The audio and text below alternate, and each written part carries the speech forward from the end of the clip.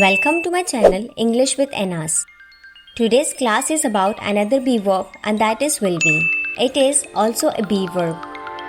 जैसे पहले की क्लासेस में आपने सीखा प्रेजेंट और पास्ट के सिंपल सेंटेंसेस किस तरह बनाते हैं, यानी is, am, are, was and were को किस तरह एक सिंपल सेंटेंस में यूज किया जाता है। आज हम सीखेंगे विल बी को किस तरह यूज करते हैं। याद रखिएगा हम सिर्फ सिंपल सेंटेंसेस बनाना सीख रहे हैं, ना कि टेंसेस। तो चलिए बढ़ते हैं टॉपिक की तरफ। And today the topic is will be, which means होगा, होगी या होंगे।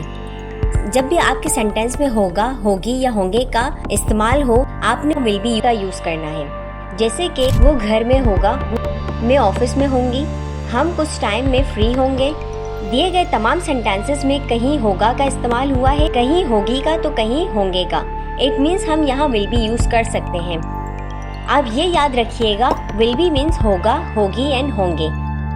Once again I remind you, हम सिर्फ सिंपल सेंटेंसेस बनाना सीख रहे हैं।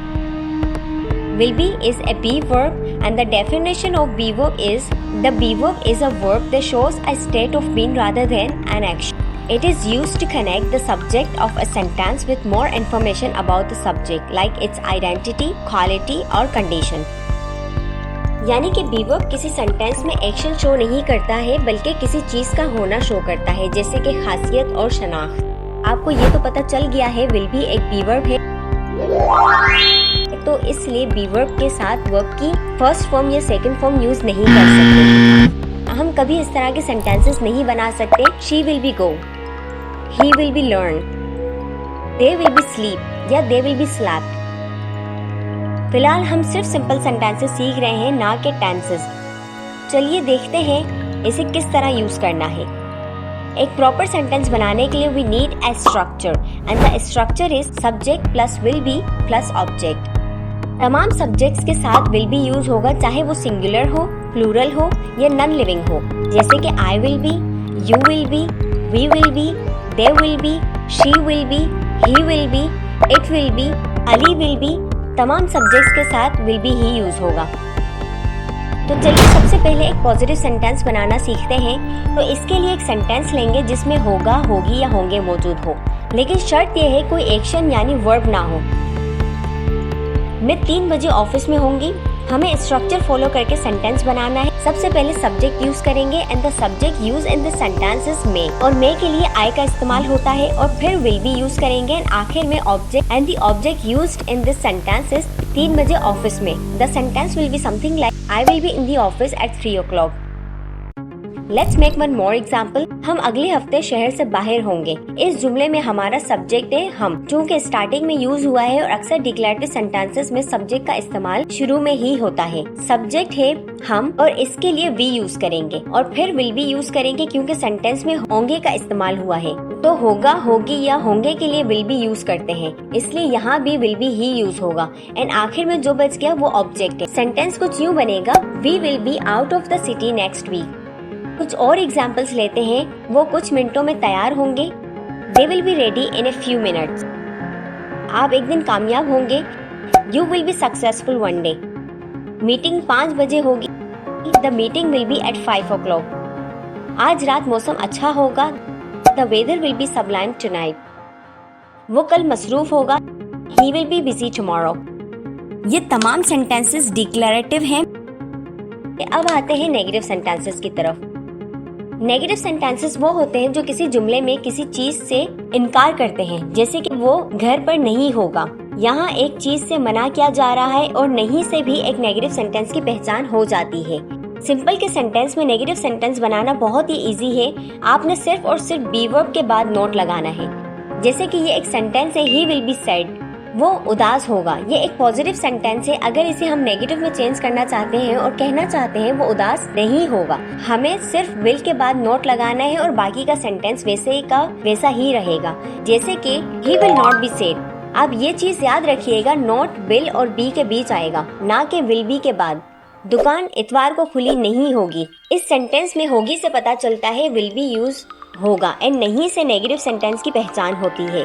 तो सबसे पहले सब्जेक्ट यूज करेंगे एंड सब्जेक्ट है दुकान, और फिर बी वर्ब जो है will be and the rest is your object. The sentence will be something like the shop will not be open on Sunday.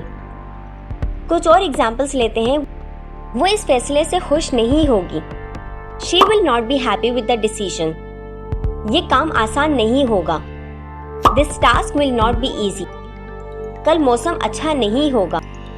The weather will not be good tomorrow. तालिबे इल्म इम्तिहान के दौरान फारिग नहीं होंगे। The students will not be free during exams. Let's learn how to form interrogative sentences using will be. जैसे कि आप पहले की क्लासेस में सीख चुके हैं interrogative sentences क्या होते हैं। फिर भी एक छोटी सी एक्सप्लेनेशन दे देती हूँ। इंटेरोगेटिव सेंटेंसेस से मुराद है वो सेंटेंस जिसमें सवाल पूछा जाए और इंटेरोगेटिव की पहचान क्या से होती है। जस्ट लाइक क्या हम 5 बजे स्टेशन में होंगे, क्या वो कामयाब होगा, क्या सुबह सर्दी होगी। ये है इंटेरोगेटिव सेंटेंसेस। चलें इन्हें ट्रांसलेट करते हैं। जैसे कि आपको पता है इंटेरोगेटिव सेंटेंसेस के लिए सबसे पहले बी वर्ब यूज करते हैं, फिर सब्जेक्ट और फिर ऑब्जेक्ट। अब भी यही रूल फॉलो करेंगे। जब बी वर्ब विल बी होगा तो सिर्फ विल पहले आएगा, ना कि विल बी। इंटेरोगेटिव सेंटेंस का स्ट्रक्चर होगा will plus subject plus be plus object and plus question mark. यानी कि सबसे पहले विल लगाएंगे, फिर इसके बाद सब्जेक्ट लगाएंगे और फिर इसके बाद बी और फिर ऑब्जेक्ट और लास्ट में क्वेश्चन मार्क लाजमी है because it is a question. Let's translate the sentences mentioned earlier. क्या हम 5 बजे स्टेशन में होंगे?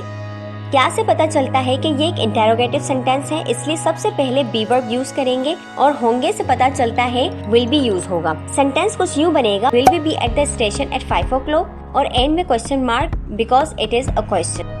सेकेंड एग्जाम्पल है क्या वो कामयाब होगा। क्या के लिए विल यूज कर लिया, वो के लिए ही और फिर बी और आखिर में object and the object is successful. Here your sentence is ready, will he be successful. Example number 3, क्या सुबह सर्दी होगी। वंस अगेन क्या के लिए विल यूज करेंगे क्योंकि हमारा सेंटेंस फ्यूचर का है और फिर सब्जेक्ट यूज होगा इट क्योंकि सर्दी की बात हो रही है। सर्दी के लिए ना शी यूज कर सकते हैं और ना ही यूज कर सकते हैं, इसलिए इट यूज होगा और फिर बी एंड आखिर में call tomorrow. The sentence will be something like, will it be cold tomorrow? Here are some more examples for clear explanation. क्या कल गर्मी होगी? Will it be hot tomorrow? क्या डॉक्टर्स अवेलेबल होंगे? Will the doctors be available? क्या कल सूरज ग्रहण होगा? Will it be a solar eclipse tomorrow? क्या तुम खुश होगी? Will you be happy? उम्मीद है आपको समझ आया होगा आज का topic. Time to learn some vocabulary. Identity, शनाख्त, क्वालिटी, खासियत।